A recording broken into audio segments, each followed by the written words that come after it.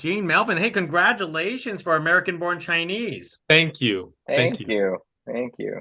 Now, I actually have a copy of it right here. Oh, awesome.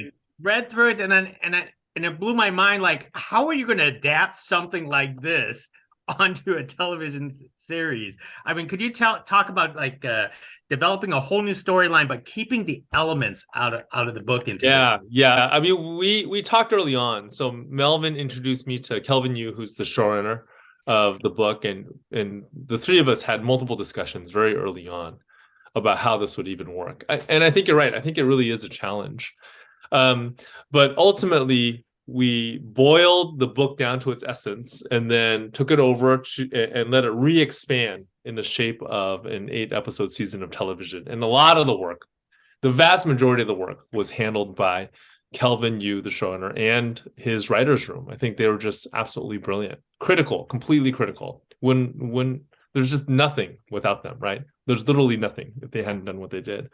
The pieces that were part of the essence. One was we wanted to be focused on the Asian American experience, the experience of sometimes feeling like an outsider because of where your parents came from. And two is we wanted this 3-world structure. So there's the world of fantasy, the world that's set in an American high school, and then the sitcom world. And I think they folded them all together really well, amazingly well. Most excellent. Can both of you or either of you talk about merging the two productions of both American and Asian together onto something like this? Because we have American productions, Asian productions, American cast, Asian cast, English, Mandarin. This is a blend of two worlds. I think that was the idea, right? Which was in like philosophically, because Gene and I come from, a blend, right? Like you have your parents are sort of like the Asian production, and then you have us and our school lives, and just like what growing up in America is like an American production, right? And I think we grew up jumping between both worlds.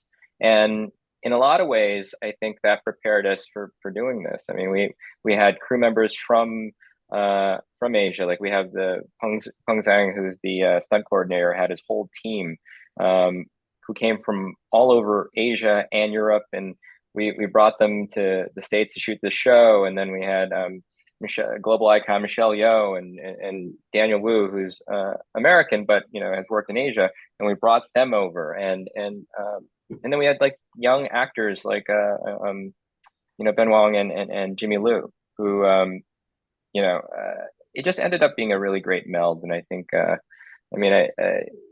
for lack of a better way of putting it, I think who we are and how we grew up really helped, and we got to sort of use that in our show.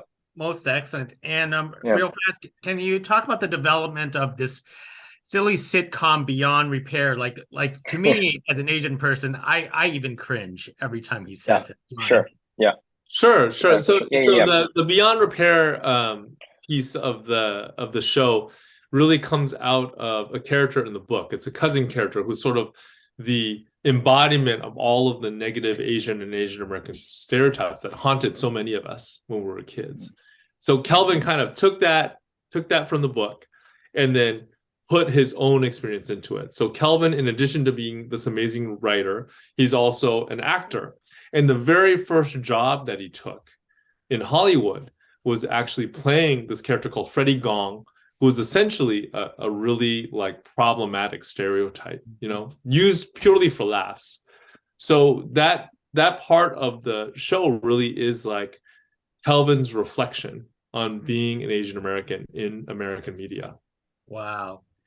That's fascinating. Well, hey, both of you, Gene, Melvin, congratulations on American Born Chinese. Gene, I would love you to sign this, but I guess you'll have to bless this via Zoom for me. Thank you. All right, I'm blessing it right now. It's a magical book. Thank you very much. Thanks, Dig. Thank you. Thank you. Have a great weekend. Thank you.